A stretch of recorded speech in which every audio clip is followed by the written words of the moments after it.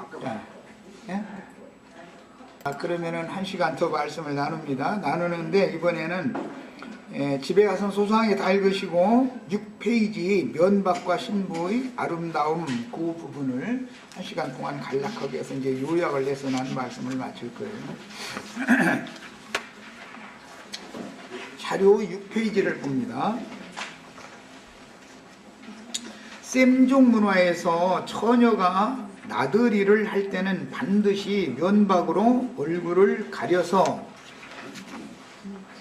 외간 남자로 하여금 자신의 얼굴을 바로 볼 수 없게 하였고, 남자들도 행인 여자의 얼굴을 함부로 바라보지 않고, 무한하죠 그러면은 바라보지 않고 지나갔으므로 이것을 우리나라 말로는 서로 내외한다 이렇게 표현을 했어요. 배려를 하는 것이죠. 어떤 그 여인네가 행로에 만났을 때 그 남정네가 또 버티 웃은다든지 아니면 뭐 이렇게 길을 막는 것 같은 또는 위협적인 이런 것을 보면은 그것은 예의가 아니잖아요. 그러니까 한쪽으로 이렇게 비껴주는 거예요. 그리고 고개를 돌려주는 거예요. 그래야 똑바로 앞을 보고 갈 수가 있죠. 이렇게 해주는 거예요. 그게 셈족의 문화였어요. 남녀 간의 내외를 통해서 예의를 지켰으며, 남자는 머리에 무슨 모자를 쓰거나 또 그 겉옷을 어떤 겉옷을 입느냐라는 것에 따라서 그 사람의 가문과 그 사람의 신분이 뭔가를 표시를 하는 거예요. 그 머리를 덮는 이 머리에 뭘 쓰는 것이 이제 여행에서는 제일 중요한 것이 맨 겉옷 입는 것과 머리에 뭘 쓰느냐에 따라서 이 사람이 족장 가문이 어떤 사람이다 라든지 아니면 평민 가문이 어떤 사람이다 라는 것을 그 머리에 쓴 것과 맨 겉에 입은 옷을 보고서 분별하는 거예요. 마찬가지로 여자도 마찬가지예요.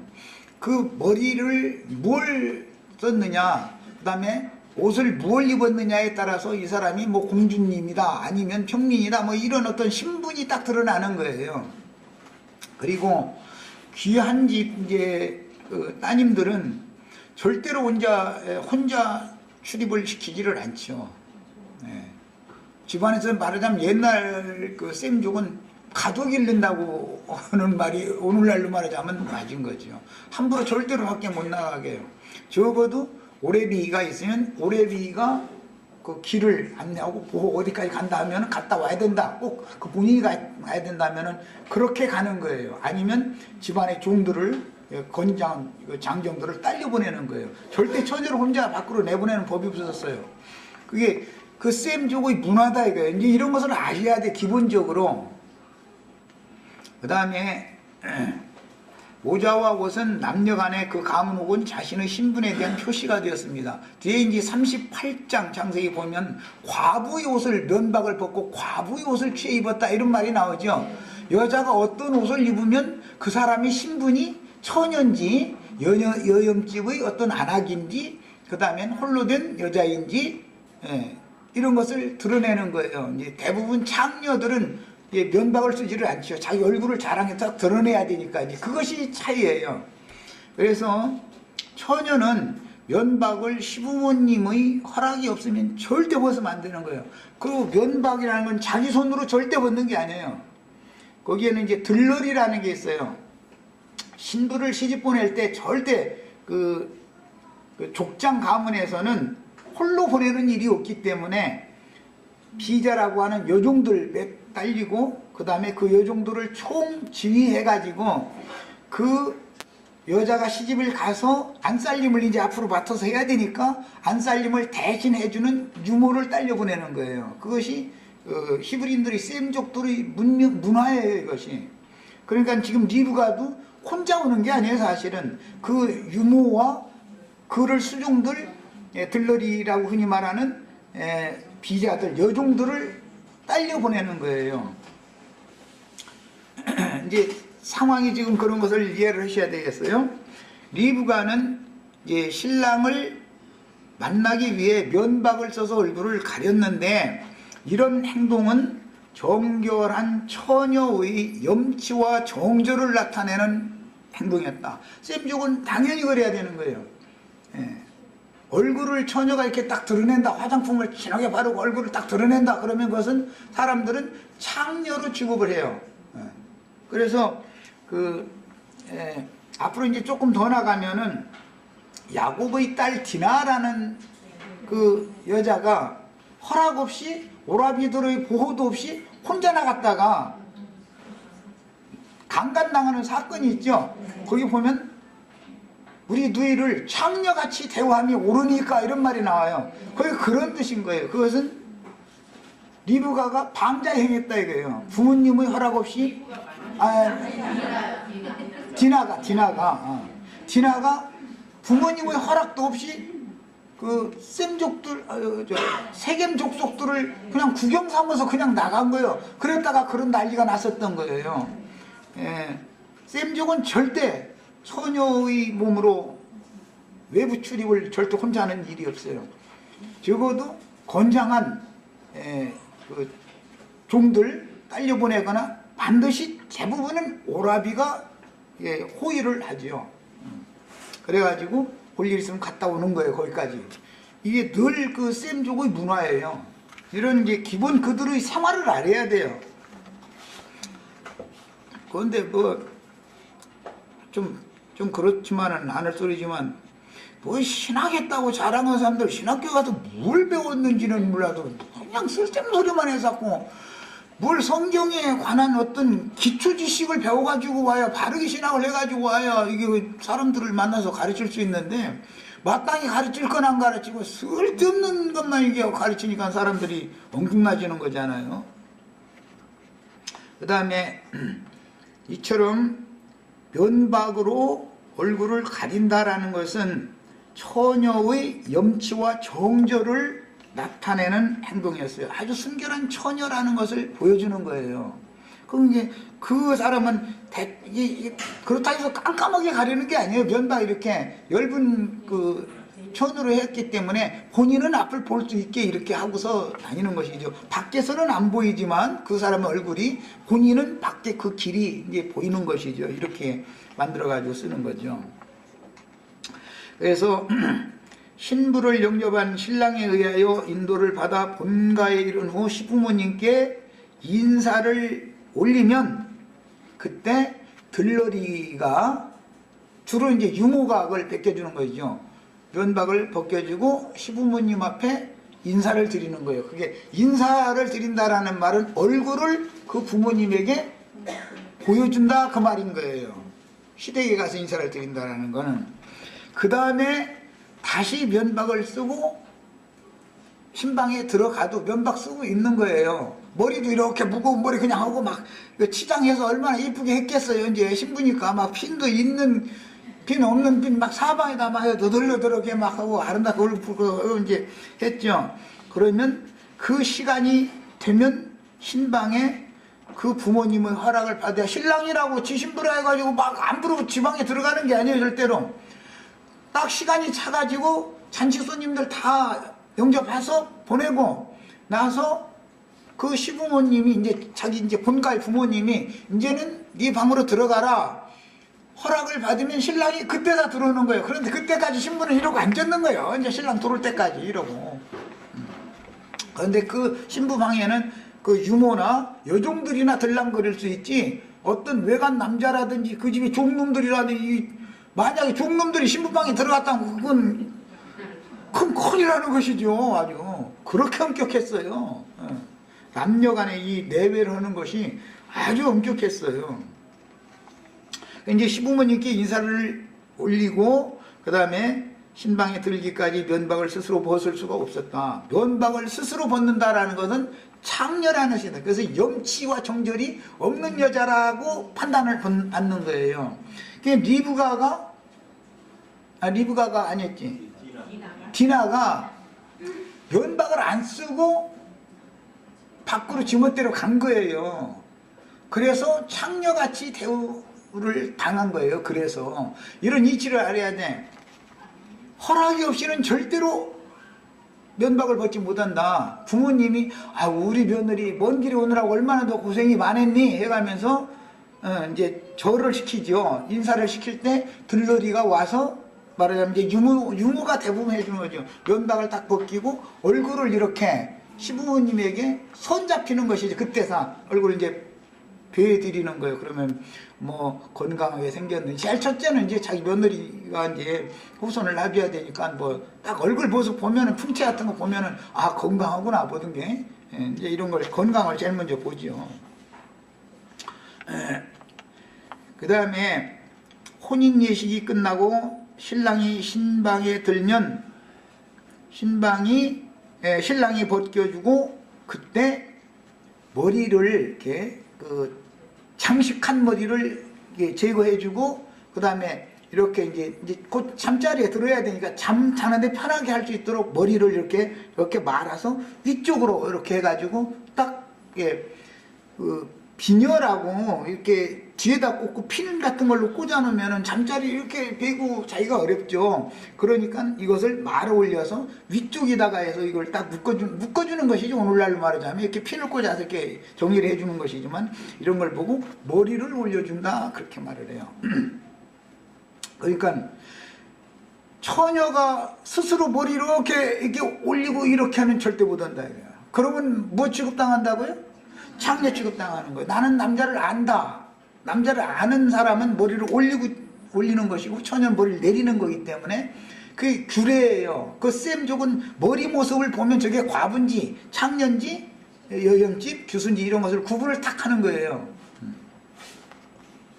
그 쌤족의 문화가 그랬어요. 그 다음에 머리를 이렇게 정리를 해줘가면서 말을 하는 거예요. 이제 오는데 얼마나 이제 누구가 많았느냐, 오는 데서는 어려움은 없었느냐, 뭐 그런데 정말 이 종들이 너무 잘 보살펴줘서, 응? 당신의 종들이 너무 잘 보살펴줘서 우리 일행이 다 편안하게 여기까지 왔노라고 그러면 다행인데 이 종님이 나를 말이요, 맨 먹을 수 없는 음식만 길거리에서 먹이고 저는 저쪽에 가서 맛있는 걸 혼자 배불리 먹고 이런 걸 내가 봤다. 이제 만약에 이랬다가는 이제 그건 이제 난리 나는 거지 언제. 그거는 주인의 아내를 멸시하는 것은 주인을 멸시한다라는 말이잖아요. 옛날 왕궁에 아무리 그 나라의 권세를 가진 자라도 칼 들고 황후의 내전에 들어가면 그건 반역이 되는 거예요. 그건 그냥 구족을 멸하는 거예요. 구족을. 어마어마했죠. 그만큼 이 법이 엄격했어요. 그 다음에 편하게 해주면서 그 다음에 이제 이런저런 이야기를 시키고 그 다음에 신방에 신랑이 들어가면은 이제 그 찬간에서 합환주라고 하는 그 술을 담은 술장을 내보내줘요. 그러면은 그걸 가지고 이것도 이제 의식이에요. 한 잔을 따라 가지고 신부와 신랑이 반 잔씩 이렇게 해서 그걸 이제 음복한다고 그러는데 그걸 이렇게 마시는 거예요.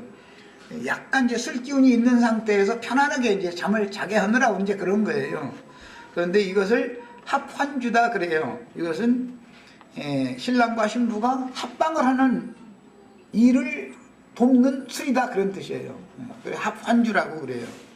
이것을 음복한 후에 이제 머리 장식을 제거하고 올려줘서 편하게 해주고 합방을 하였습니다. 이런 쌤족의 문화를 모르면 이 어린 양이 혼인이 어떻고 뭐 이런 얘기를 그냥 무조건 하고 그냥 세상 오늘날의 그 헬라 문명과 같은 그런 사고를 가지고 이 혼인에 관한 성경 이야기를 해석하려고 하면 안 맞는 거예요. 절대 이게 맞을 수가 없어요.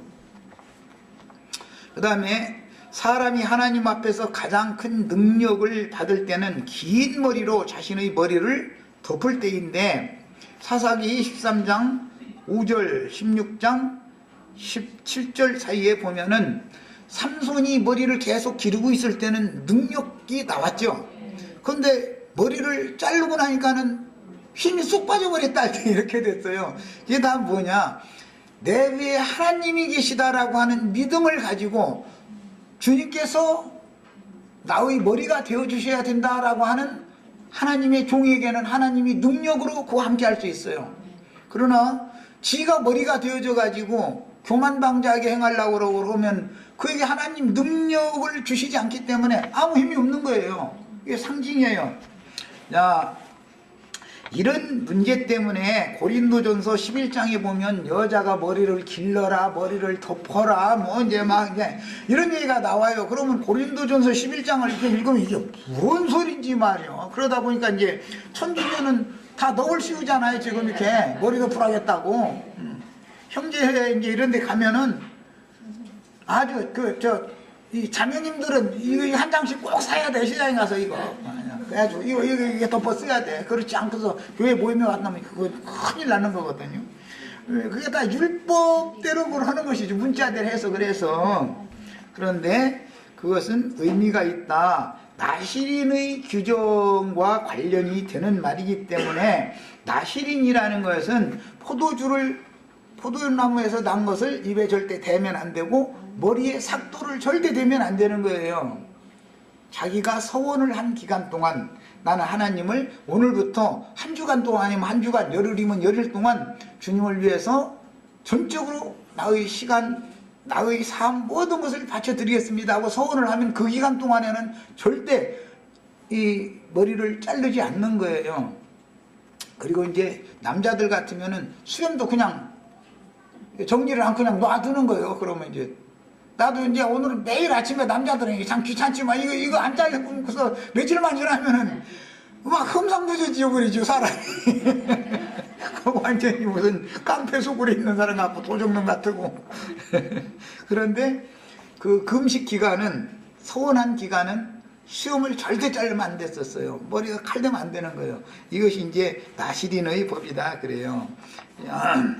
이것은 얼굴도 내가 하나님 앞에서 가려가지고 그냥 여기서부터 그냥 쭉 자서 그냥 수염으로 그냥 얼굴을 덮는 거예요. 본 얼굴을. 그리고 이제 하나님은 내 본 모습이 너는 짐승이다 라고 알고 있다 이거예요. 사람이 남자 이렇게 수염 나는 건 안 깎으면 짐승 같으죠. 그래서 하나님 앞에는 헌신하는 종이라면 나는 주님 앞에 무지한 짐승에 불과한 인간입니다. 주님께서는 나에게 짐승 중에는 채찍밖에 더 있습니까? 채찍질 하셔도 난 달게 받아야 되고 이제 순종을 배우겠습니다. 그런 의미를 갖고 있는 거예요. 그리고 머리에다 삭도를 대지 않는다는 건 내 위에 머리는 주님이십니다. 이제 이런 의미를 갖고 있어요. 그게 나시린의 법이다 그래요. 서원법이다 그래요. 이런 것을 모르는 사람이 신학교 나왔다고 무슨 찜 가지고 다니고 이거 뭐예요?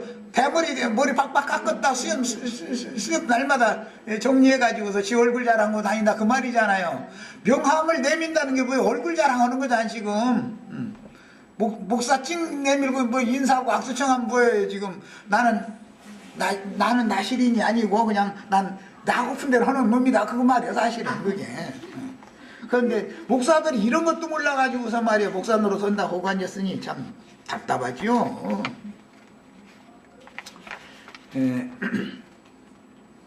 그 다음에 그러므로 천성적인 사람의 머리에 의해서 다스려지고 지시를 습관적으로 받는 마음의 부패한 생각과 감정과 의지는 곧 타락한 생명률을 따르는 모든 천성적인 사람들의 종교조직인 세상과 세상 교계가 바로 원수의 성문을 네 후손이 얻을지어다 그랬는데 그게 바로 원수의 성문인 것이다. 원수가 왜 되냐면 교만하기 때문에 하나님 앞에 방자해지기 때문에 하나님과 원수가 되는 게 달리 그러는 게 아니라 이런 기본 개념을 잘 아셔야 되겠어요. 그 다음에 타락한 인간의 머리는 마귀죠. 사실은 마귀가 머리가 되면 그 사람을 지배한다 이거예요. 예. 마귀의 특징은 하나님 앞에 교만한 것이에요. 사람이 자꾸 교만하게 행한다라는 것은 내가 하나님 앞에서는 무지한 짐승에 지나지 않는다라고 하는 의식이 없다라는 뜻이다 이거예요. 그러면 그 사람에게 하나님의 능력을 주실 수가 없는 것이죠. 당연히. 그 다음에 모든 타락한 인간들의 육신의 생각은 하나님과 원수이고 성도들의 원수인데 곧 사망 권세인 마귀의 영과 한 영으로 연합되어서 천연적인 사람들이 보고 듣고 냄새 맡고 만지고 느껴서 판단하기에는 선하고 옳고 좋은 것들이라도 그 근본이 머리가, 그 사람의 우두머리가 머리가 마귀이기 때문에 그가 아무리 선을 행했어도 옳은 짓을 행했어도 하나님이 받으시는 기사가 아니다는 걸 알아야 된다. 하나님 보시긴 다 짐승이 하는 짓이요. 짐승도 이쁜 짓 많이 하죠. 강아지도 고양이도 사람한테 이쁜 짓 얼마나 하는데 그거 정들었다가는 그거 못 버려. 아주 그거 아주 짐승도 이쁜 짓 하지만 짐승이 하는 짓은 여전히 짐승이 하는 짓이지, 내 속으로 난 새끼가 자식이 이쁜 짓 하는 거고는 짐승이 아무리 이쁘게 한들 이쁜 짓을 한들 내 자식이 이쁜 짓 하는 거를 상대가 되겠어요 그게? 이것을 한번 생각해 보시면 이해할 수 있을 거예요. 천성적인 사람의 선행이나 의로운 행위라는 건 하나님 앞에는 제물로 제사로 연락되는 것이 아니다라는 걸 기본적으로 아셔야 돼요. 또 이제 이걸 강조하다 보면 그러면 사람이 말해 막 살아도 되냐고 이러는데 나는 언제 한 번도 막 살으라고 한 적 없어. 하나님의 영을 따라 성령을 따라서 행해라 그러고 살아라. 난 이걸 지금 말하느라고 이 얘기를 한 것이지. 자, 그 다음에 혼인하는 신부는 머리를 덮고 장식하는 것이 규례인데, 이는 이제부터 아내는 남편의 몸이 되고 남편은 그 여자의 머리가 된다는 것을 공개적으로 표시하는 것이며, 그래서 머리를 자기 머리 위에다가 이렇게 치장하는 머리를 덧씌웠던 거예요. 그것은 내 머리는 당신입니다. 남편이 머리가 되고 자신은 이제 몸의 위치에 간다라는 것을 상징적으로 보여준 거였어요. 이런 거는 옛날 그 사극 같은 거 보면은 그 왕실에 있는 그 왕후나 그 태자비나 이런 분들은 다 이게 자기 본 머리 위에 이거 늘 쓰고 있죠. 그 다음에 그 왕을 아련하러 갈 때는 자기 생머리를 그대로 절대 그렇게 가지 않아요. 머리 일단 덮고 나가는 거예요. 그건 뭐냐, 내 위에 왕이, 자기가 아무리 왕이면서도 왕과 자기의 신분 차이를 이렇게 겸손하게 표현을 하는 거예요. 그게 안 되면은 죽이는 거예요. 교만하다 이거예요. 왕후가 왕을 함부로 가볍게 여기면은 그 나라가 무너지는 것이죠. 그러니까 그걸 절대 용납을 않죠. 자, 이런 것을 잘 알아서 가정생활에서도 교회생활에서도 하나님이 세운 질서를 배워서 자기의 신분에 맞는 지위와 위치를 벗어나지 않는 것을 배워야 된다. 이것을 잘하는 사람이 하나님이 하시는 일이 맞춰진 사람이다 이거예요. 온전케 된 사람이다 이 말이야. 이렇게 될 때 일이 맞춰져야 쉬지. 하나님도 이제 그때서 안식에 들어가는 거예요. 그래서 신랑이 이것을 벗겨주고 머리를 올려서 쉽게 편안하게 활동하고 잠도 자고 할 수 있도록 해줘야 그때서 안식이 오는 거예요. 그때서 신랑 품에서 잠자는 것이 안식이잖아요. 샤만식이잖아요. 그런 개념을 잘 이해를 하셔야 돼요. 이것은 우리 지체들은 가정생활도 함부로 절대 하시면 안 돼요. 하나님이 왜 나를 여성으로 아내로 두셨는지, 아내의 지위, 어머니의 지위가 있고 아버지의 지위가 있고 가장의 지위가 있는 것이단 말이에요. 가장이 자기 할 일을 못하면은 위치를 벗어난 거예요. 아내와 어머니가 자기 할 일을 못해 그러면 그게 위치를 벗어난 거예요. 자기 지위를 지킬 줄 모르는 사람이에요. 그건 무질서다 이거예요. 무질서. 이것을 잘 아셔야 돼요. 하나님의 안식, 하나님의 일이 끝난다는 것은 모든 창조 원리가 하나님의 뜻과 같이 제 위치에 딱 들어가서 들어맞춰져 가지고 정상적으로 자기에게 준 그 직무를 수행하는 거예요. 우주 만물의 이치를 보세요. 하찮은 민들레꽃도 자기가 그 씨가 떨어져서 거기서 나서 거기서 아름답게 꽃을 피우고 또 열매를 맺고 씨를 또 날려보내고 자기가 그 정해진 위치에서 해야지 지멋대로 막 돌아다니다 예를 들자면 있을 수가 없는 일이죠. 그러면 하나님의 우주 질서가 엉망이 되어버리는 것이죠. 사람들은 뭐 온전케 된다 그러면 막 선한 사람, 좋은 사람 뭐여서 내가 가끔 비유로 말할 때 부처님 가운데 토막된다 막 이렇게 생각하는데, 성경이 말하는 온전케 된다, 장성한 자가 된다라는 개념은 그런 뜻이 아니고 하나님의 일이 다 끝났다라는 뜻으로서 모든 것이 마귀로 말미암아 혼돈, 흑암이 깊은 위에 있고 어둠으로 충만함으로 무질서한 모든 것들이 빛으로 말미암아서 제자리에 딱딱 들어가서 제 위치에서 하나님이 경영하시는 대로 그대로 움직여지는 것, 이런 것을 일러서 하나님의 일이 맞춰졌다 그러는 거예요. 이런 성경이 말하는 구원이라는 것이 뭔 말인지를 정확하게 아셔야 돼. 여자로 태어났으면 잘 자라서 좋은 남편 만나서 결혼을 해서 가서 자식을 낳고 어머니로서 가정을 잘 다스리고 돌보고 자식 교육을 잘 시켜야 되고, 이런 일을 정상적으로 하는 상태가 되어져야 여자 사람으로 하나님이 세상에 보내신 목적이 이루어진 것이란 말이야. 그런 상태가 장성하게 됐다, 온전케 됐다 그러는 것이지, 무슨 남편이 지위를, 위치를 잘 지키지 못해, 남편 노릇을 못해, 아내가 아내 노릇을 못해,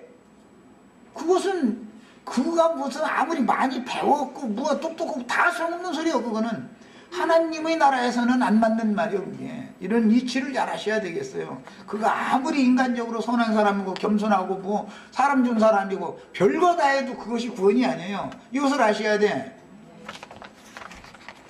그 다음에 면박으로 가리는 것을 이제 이사야 3장 가서 읽겠습니다. 다 같이 성경 찾습니다. 이제 이것은 아주 중요한 해석이기 때문에. 선지자의 해석은 괜히 나오는 게 아니에요. 이것은 선지자들은 성경의 앞에 나오는 모든 말씀들과 셈족의 문화를 영적으로 해석해 주는 거예요. 영적으로. 내가 지금 하는 말 이해하셨어요? 모든 선지자들이 하는 말이라는 것은 영적 해석이다 이거예요. 영적 해석. 3장 이사야 3장 16절부터 26절을 읽겠습니다. 거기는 우리 젊은 사람들은 읽어도 이게 무슨 소리인가 알기 어려운 말이 계속 기록이 되고 있어요. 자, 여호와께서 또 말씀하시되 시온의 딸들이 교만하여, 시작 이렇게 되어 있죠. 무엇이 문제예요? 지금 시온의 딸들이란 것이 이스라엘 백성들 전체 이스라엘 나라인데 사실은 교만한 것이 문제예요. 교만하여 느린 목을 이렇게 느렸다 이랬는데, 자기 키를 좀 더 세우려고 이렇게 이제 목을 좀 느리려면 이렇게 고개를 숙이는 게 아니라 빳빳이 들어야 되겠죠. 키를 1mm라도 크게 보여야 되니까 말이요. 이제 하나님을 무시하는 태도가 그렇다는 거예요. 말하자면 이제 표현이요 이게. 그 다음에 눈도 정을 통하는 눈으로 다니며, 그럼 정을 통하는 눈으로 길거리 헤매고 다니는 장녀죠. 남자를 유혹하는 눈, 남자들은 뭐 다 그냥 저 여자가 그 눈이 이상하네. 뭐 여자는 여자대로 남자가 자기를 바라볼 때 이상한 눈으로 바라보면 여자는 벌써 낌새를 알죠. 이 흉측한 놈 같은 이라고 빨리 어떻게 사람 있는 데로 가서 피해야 되겠네. 알지요 다. 예. 눈으로 말하는 거예요. 눈으로 말하자면. 그런데 다니며 아기작거린다는 엉덩이를 실룩실룩한다 이 말이죠. 세상 말로 하면 꼬리 친다 그러죠. 꼬리 친다. 전현이 말이요. 우리 아들한테 꼬리 쳐가지고 말이요. 자기 마음에 들지도 않는 이제 며느리 얻으면 꼭 시어머니가 미우면은 전현이 우리 아들 앞에서 꼬리 쳐가지고 그렇다는 게 뭐냐면 아기죽거려서 걸어가지고 미혹을 한 거죠. 그 다음에 발로는 쟁쟁한 소리를 낸다 그러면 내가 누군지 알아? 이제 이랬다 이 말이죠. 걸음을 걷는데 막 여자가 힘차게 막 이렇게 걷는 걸 상징이죠. 나는 이만큼 온 세상에 꿀릴 것이 없는 사람이다. 나는 대학교를 나왔고 또 무슨 직업을 가졌고 이제 말하자면 이런 자부심이 가득하다 그런 표현이 되겠죠. 쟁쟁한 소리를 여자가 어떻게 걸음 걷는데 쟁쟁한 소리 내가면서 걷는지 모르겠어. 군인도 아닌데. 그러므로 주께서 시온의 딸들의 정수리에 딱지가 생기게 하시며 정수리에 딱지가 생기게 한다라는 말은 의도 터지면은 흉터 나오죠.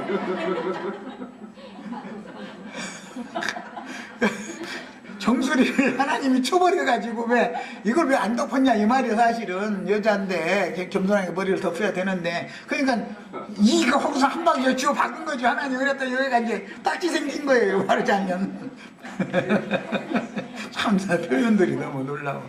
여호와께서 그들의 하체가 드러나게 하시리라. 모든 숨은 부끄러운 일들을 싹 온 세상에 까발려 버린다, 이제 그 말이 하나님께서. 그럼 여자 생명이 이걸로 끝난 거죠. 이렇게 되면 이건 더 이상 여자로서는 이제 아무 가치 없는 거죠. 이제 이 정도 되면 주께서 그날에 그들이 장식한 발목고리와 머리의 망사와 반달 장식과 그 귀고리와 팔목고리와 얼굴 가리개와 화관과 발목사슬과 띠와 향합과 호신부와, 이 호신부라는 것은 아까 내가 좀 설명한 적이 있었었죠. 예, 그것은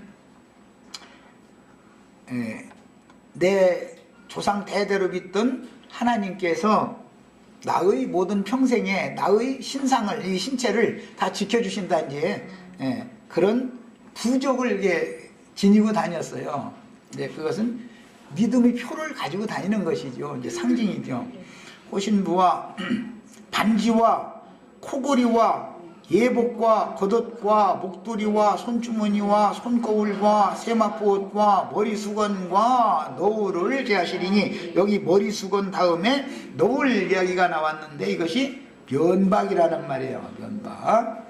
이것을 여호와께서 제한다. 하나님이 이것을 하나님이 제거해 주시면 다행인데, 지손으로 이것을 제하면 저주지요. 그런데 여기서 이것을 제한다고 하나님이 말씀하셨을지라도 여기에서는 예루살렘 하나님의 백성들을 내가 이방인들 앞에서 내가 너를 다 드러내게 하겠다 그랬어요. 앞에서 뭐 하체를 드러내는 얘기까지는 얼굴 드러내는 거야. 이건 뭐 사실을 안 것도 아니죠. 이것은 네가 얼마나 교만하고 얼마나 음란한지를 내가 만천하에 다 드러내버리겠다, 그 말이에요. 이것은 막 저주 심판의 말씀이죠. 그러니까 예언이죠. 그 다음에 향기를 썩은 냄새가 대신하고, 노끈이 띠를 대신하고, 대머리가 숱한 머리털을 대신하고, 굵은 배옷이 화려한 옷을 대신하고, 수치스러운 흔적이 아름다움을 대신할 것이며, 너희의 장정은 칼에, 너희의 용사는 전란에 망할 것이며, 그 성문은 슬퍼하며 곡할 것이요 시온은 황폐하여 땅에 앉으리라 그랬어요. 이것은 구속하신 하나님의 백성들이 하나님의 저주가 임하면 이렇게 된다, 그 말이에요. 이것은 가려지거나 그 다음에 덮여지거나 해서 그 마음에 숨은 사람을 아름답게 단장하는 태도가 아니죠. 이것은 그냥 완전히 멀쩡한 처녀를 갖다 이렇게 만들어버리면 이것은 더 이상 처녀가 아니잖아요. 이것은 그냥 완전히 길거리 여자 치고 당하게 만들어버린다, 이 말이에요. 자, 이것이 신앙세계에 영적으로 어떻게 적용되는지는 계시록 큰 성 바벨론, 큰 음료, 이 말씀을 인용을 한 거니까 다 벌거벗기고 그 다음에 불살아버린다, 이제 이렇게 했어요. 이것이 심판이다, 이것을 아셔야 돼요. 자, 그 다음에 25장으로 쭉 설명이 지나간 다음에 25장으로 더 나가겠습니다. 이사야서 25장. 이때는 이제 바벨론 포로 생활을 마치고 불쌍히 여김을 받고 신앙을 회복하는 상태를 말씀하시는 것은, 이제 아까 13장에서는 그처럼 교만한 타락한 이스라엘 백성들을 우상의 나라에, 이방 나라에 완전히 던져버리는 상태를 예언으로 그렇게 표현을 했고, 이것은 처녀의 신분을 완전히 잃는 상태가 조금 전에 읽은 말씀이에요. 13장 13절로 26절 사이에 나온 말씀, 하나님이 그렇게 해버린다는 거예요. 그렇게 하면은 세상의 우스갯거리, 놀림거리가 되죠. 오늘날 기독교계가 지금 세상에 놀림거리가 됐죠. 이사야 13장의 예언이 그대로 응했죠. 이제 25장으로 갑니다. 6절부터 읽습니다. 만군의 여호와께서 이 산에서 만민을 위하여, 이 산이라는 것은 시온산을 지금 말하는 거예요. 기름진 것과 오래 저장하였던 포도주로 연회를 베푸시리니, 시온산에 올라간 자들을 통해서 혼인잔치가 벌어지는 것이죠. 연회를 베푸시리니 곧 골수가 가득한 기름진 것과 오래 저장하였던 맑은 포도주로 하실 것이며, 또 이 산에서 모든 민족의 얼굴을 가린 가리개와 열방 위에 덮인 덮개를 제하시며 사망을 영원히 멸하실 것이라. 이것은 열국으로 흩음당했던 하나님의 백성들 중에 소수의 무리를 신앙을 회복시켜서 시온산 예루살렘으로 회복시킬 것에 대한 예언을 지금 하는 거예요. 그런데 주 여호와께서 모든 얼굴에서 눈물을 씻기시며 자기 백성의 수치를 온 천하에서 제하시리라. 13장에서는 온 천하의 수치를 당하는 상태였고, 여기에서는 이제 더 이상은 수치를 당하지 않도록 하나님이 그를 이렇게 잘 가려준다, 지금 그 말이에요. 신앙인이라는 것은 하나님의 은혜가 속사람을 잘 단장시켜주고, 은혜로 모든 죄과와 흠죄들과 허물들이 있어도 이것을 하나님이 덮어주시고 가려주실 때는 그 사람은 처녀로서의 최고의 아름다움이 있으니까 가치가 있는 사람이죠. 면박을 가린 사람, 머리에 수건을 이렇게 쓰고 있는 사람은 하나님이 그를 지켜주시는 거예요. 그게 영화예요. 그 이제 다른 시편 이런 데 보면 이스라엘의 처녀들은 이게 머리, 팔목, 무슨 그 반지 이런 걸 껴가지고 다 해서 치장을 한 상태가 왕후의 신분으로 나갈 사람들은 전부 이와 같이 아름다운 모양으로 치장을 하는 것이잖아요. 그것이 뭐예요? 그리스도의 모든 풍성을 값없는 은혜의 선물로 주셔가지고 그것을 가지고 치장을 하게 만드는 거예요. 이게 신부를 단장한다 그래요. 이것은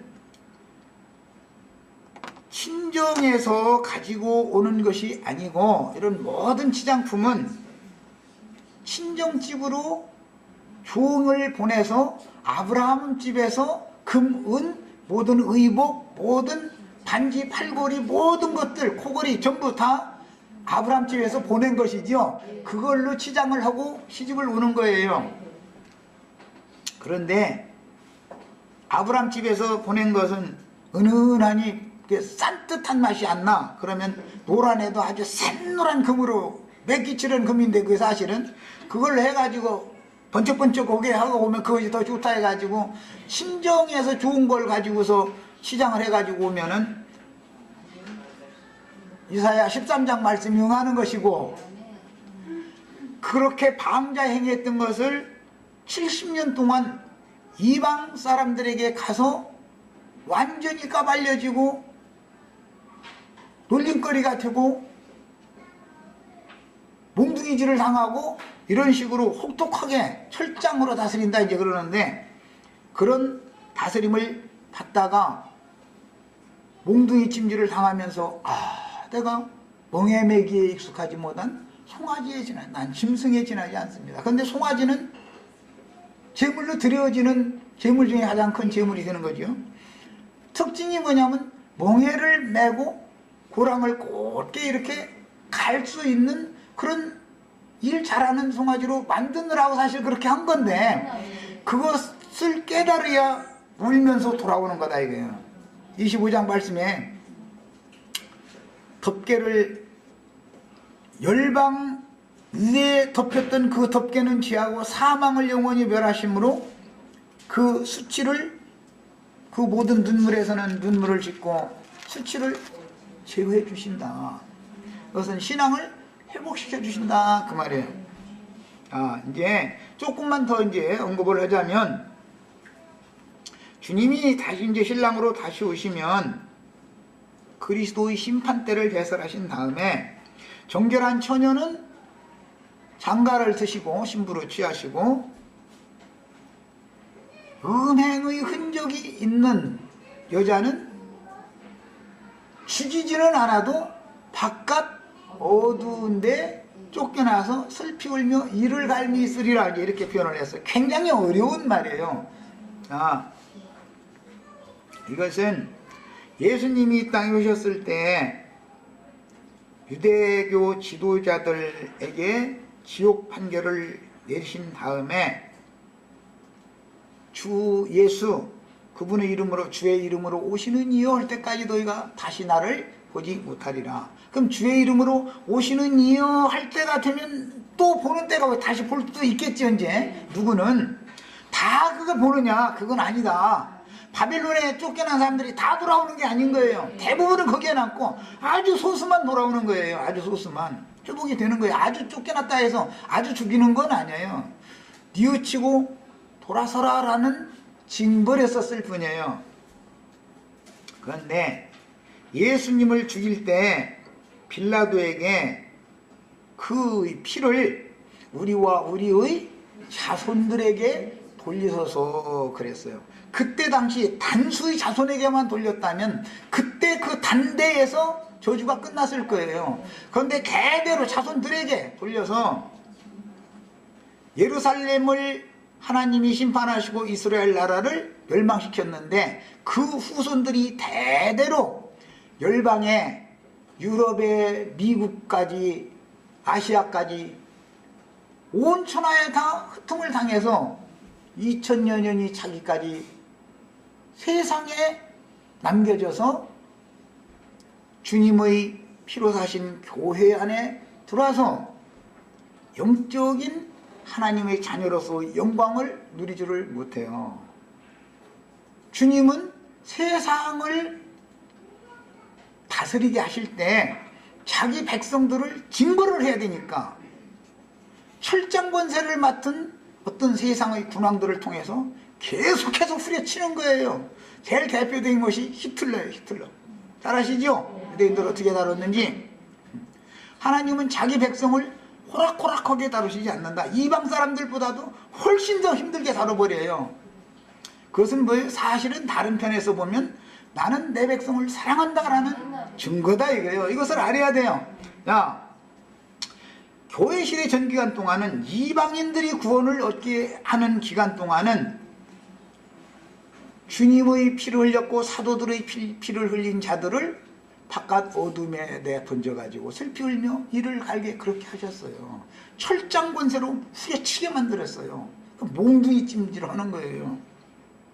때가 되면 이스라엘은 반드시 회복을 하는 거예요. 자기 백성이니까. 그래서 그리스도의 생명나무에서 끊쳐졌던 가지들이 다시 자기 백성이 다시 접붙임을 받는 때가 와요. 이미 우리는 이런 무화과 나무의 비유의 말씀이 이루어진 지가 시간이 반세기가 넘어간 시대를 우리가 살고 있어요. 이제 너희가 돌감람나무를 갖다가 믿음으로 말미암아 접을 붙여주셨는데 너희는 자긍하지 말아라. 하나님이 원가지도 아끼시지 않았는데 주워온 가지, 이것은 더 엄히 끊어내시리라 그랬어요. 그러니까 오늘날 기독교계가 지금 오는 천년왕국 동안은 어떻게 될 것 같아요? 이스라엘이 신앙이 회복되는 그 기간이 이제 천년왕국으로 넘어가는 건데, 그때는 기독교계에 대대로 바벨론에 사로잡힌 상태에서 돌아오지 못한 자들은 바깥 어둠에 쫓겨나서 그냥 염소무리들보다도 훨씬 더 엄격한 철장 치리를 받는다는 것을 꼭 깨달으셔야 돼요. 바깥 어두운 데라는 것은 세상을 말하는 거예요. 어떠한 세대에 어떠한 영은 그 세대로 끝나는 게 아니라 그들의 후손의 세대로 영이 계속 전달되는 거예요. 노아의 아들 셈의 문화가 오늘 우리에게까지도 그대로 유정이 됐으니까 오늘 지금 혼인예법에 대해서 말씀하지 알아듣겠죠? 야벳 족속한테 이 얘기하면 무슨 소리인지 몰라요. 그 사람들 어떻게 알겠어요? 그 사람들은 헬라 문명권에 있는 사람들이기 때문에, 야벳 족속은 헬라 문명권에 있는 사람들이기 때문에 자기를 자꾸 드러내는 것을, 그게 세상의 문화다 이거예요. 그래야 성공을 하는 거예요. 세상에서. 세상 문명이니까. 셈족은 내면을 추구하기 때문에 늘 은밀하게 자신을 감추기 때문에 셈족은 세상 사람의 눈으로는 그 속에 계신 그리스도를 모르는 거예요. 이것을 아셔야 돼. 이런 기본 원리를 알아야 이제 구약의 4,000년이라고 하는 긴 기간 동안, 물론 노아 때로부터 시작하자면 이제 불과 3,000년이지만 어쨌든 이제 그 동안에 1,000년이 지나갔으니까, 그렇지만 그 기간 동안은 주님의 약혼 기간이에요. 약혼 기간. 누구에게? 히브리인들에게만 약혼을 하시는 거예요. 이방인들과는 절대 약혼을 안 해요. 그래서 언제를 예언을 했느냐? 메시아가 와서 반드시 히브리인들의 신앙을 회복시켜서 하나님의 나라로 데리고 갈 거다, 인도해 준다라는 것이 그들의 믿음이에요. 예수님이 이 세상에 오셔서 말씀을 전파하기 시작하면 혼인집 잔치가 벌어진 거예요. 지금 누구에게 혼인을 하는 거예요? 지금 자기 땅, 자기 백성에게 혼인을 하는 거예요. 예수님이 육체로 오셔서 말씀을 전파하시기 시작하면. 그러므로 말씀을 하실 때 혼인집에 신랑이 장가들러 왔는데 혼인집 손님들을 굶겨 보낼 수 있냐? 그래서 금식하게 하는 것이 아니다. 신랑이 여기 왔으니까 그런 거예요. 그때가 혼인 때다 이 말이요. 아셨죠? 그때 혼인은 누구한테 했다고요? 히브리인들에게만 혼인을 하는 거예요. 자기 땅, 자기 백성들과만 혼인을 하는 거예요. 야, 지금 이 시대는 누구와 혼인을 해요? 이제 어린 양이 혼인을 또 하죠. 마태복음 25장에 또 나와요. 아까 말한 건 12장에 나온 말이었고, 응? 누가복음의 5장에 나온 말이에요. 야, 예수님이 장가들러 오셨어요. 누구에게? 유대인들에게 장가들러 오셨어요. 히브리인들의 계대 상속법이라고 하는 것은 아들, 손자, 증손자, 고손자, 무슨 현손자 이걸 계산을 한다 안 한다? 그냥 족속이에요. 무슨 왜 부족, 그 족이기 때문에, 민족이기 때문에 그렇게 하는 거예요. 그래서 대대로라는 말이 그래서 나오는 거예요. 야, 예수님을 죽였고 사도들을 박해했던 그 세대, 너희가 의인 아벨의 피로부터 성전과 제단 사이에서 돌에 맞아 죽은 바라기아의 아들 사가랴의 피까지 너희가 감당하라. 너희가 이 세대가, 이 모든 저주가 이 세대에게 돌아가리라. 그때 당시 세대가 신랑으로 장가들러 오신 주님을 죽인 세대다 이거예요. 그런데 그 피값을 저희가 우리에게만 돌리시고 우리 후손들에게는 복으로 주소서 이랬어야 되는데 우리와 우리 후손들에게 돌리소서 그래가지고 그들의 후손들이 대대로 이방인의 때 전기간 동안 교회 안에 들어오지를 못하고 믿음이 없는 거예요. 교회 안에 들어오지 못하고 세상에 버려둠을 당했어요. 세상 사람들만큼 그렇게 평화롭게 지내지를 못해요. 세상의 철장 권세를 가진 군주들에게 맡겨져 가지고 무지막지하게 다름을 받았어요. 2000년 동안. 이런 것을 꼭 깨달으시길 바라요. 자, 여기까지 해서 마칩니다.